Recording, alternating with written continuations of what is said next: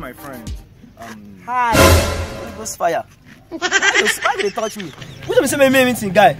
You see this dirty idiot, he tells me meet my guy. So I don't know what you see since for years. You like to date ugly bitch. Who be this? Oh my God, baby! You stink!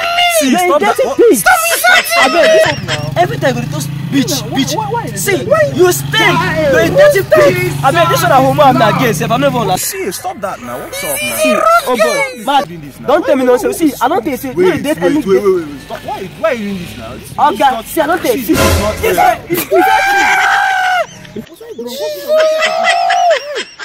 What is the meaning of this? It's never like baby again. See this one, oh boy, you be man. I didn't boy, you be man. Hey, me.